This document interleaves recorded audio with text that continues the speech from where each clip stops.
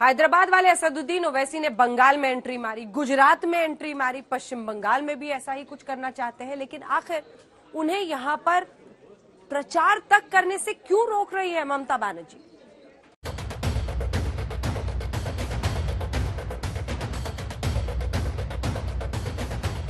असदुद्दीन ओवैसी अपनी पार्टी के सियासी विस्तार के लिए ऑल इंडिया प्लान का होमवर्क पूरा कर चुके हैं और अब ग्राउंड पर सियासी एक्शन के लिए उनकी सेना हुंकार भर रही है।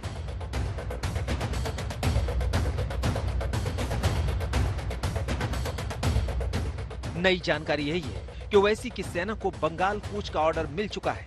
ओवैसी की एंट्री का मतलब है बंगाल में त्रिकोणीय लड़ाई। क्या मुस्लिम फैक्टर की वजह से ममता राज में ओवैसी को रैली करने की परमिशन नहीं मिली? दो चेहरे हैं उनके, एक दिल्ली में एक बात करते हैं और बंगाल में उसके ऑपोजिट काम करते हैं लोग। अगर मैं पब्लिक मीटिंग करना चाह रहा हूं तो आप क्यों इजाजत नहीं देते मेरे को? और हम इलेक्शन कमीशन ऑफ इंडिया से भी ये बताएंगे कि जहां पर हमारी पब्लिक मीटिंग होने वाली थी, वहां का जो पुलिस के जितने ऑफिशियल्स हैं उनको election commission code of conduct आने के बाद उनका इमीडिएटली ट्रांसफर करना। ओवैसी के सियासी हमले की बड़ी वजह है बंगाल में एआईएमआईएम की राह में डाले जा रहे हैं रोड़े।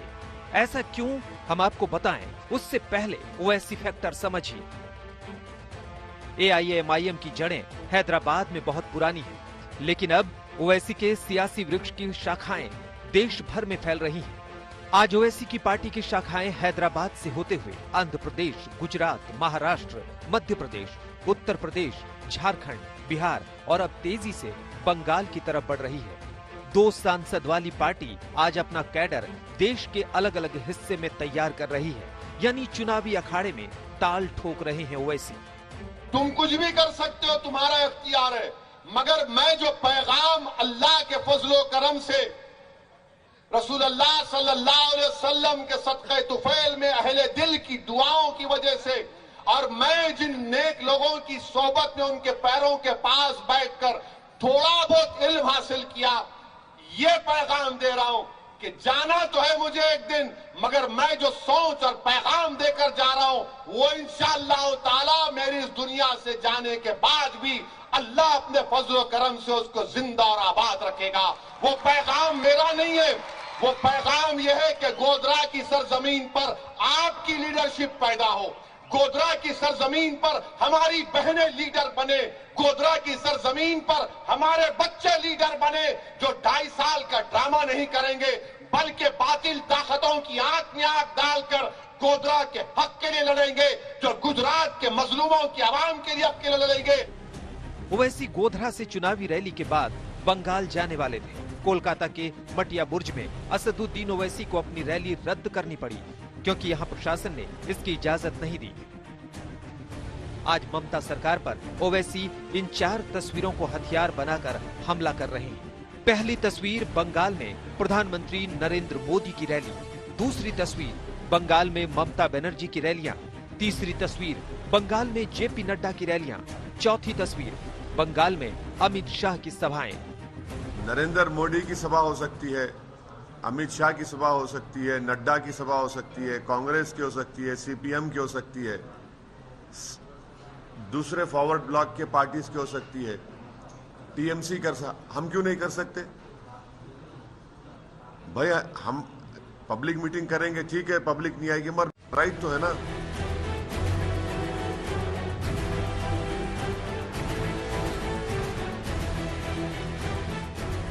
बंगाल में सियासी जमीन तैयार करने के लिए ओवैसी बीते 1 साल से मेहनत करते आ रहे हैं और उन्होंने मालदा, मुर्शिदाबाद और उत्तरी बंगाल के उत्तरी और दक्षिणी दिनाजपुर जिलों में पार्टी का जनाधार तैयार कर लिया है।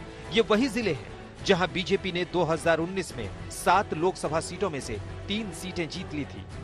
ऐसे में ओवैसी की बंगाल में एंट्री से सीधा असर ममता के वोट बैंक पर पड़ेगा, जबकि 1 दशक से इन वोटों पर टीएमसी का एक मुश्त कब्जा रहा है।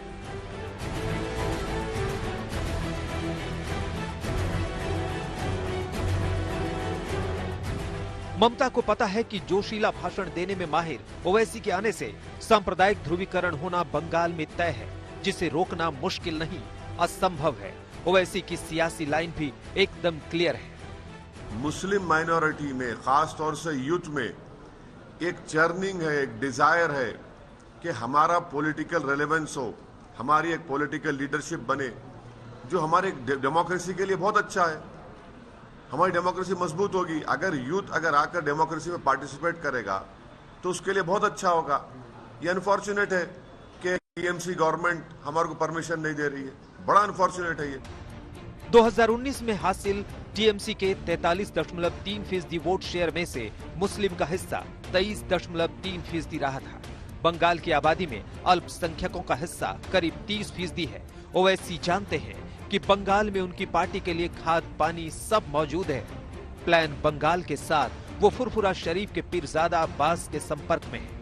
अब्बास और ओवैसी की जोड़ी अगर बंगाल में एक साथ चुनाव लड़ती है तो बंगाल में ममता की सियासी राह आने वाले दिनों में मुश्किल होना तय है। हैदराबाद से आशीष पांडे के साथ अनुपम मिश्र, कोलकाता, आज तक।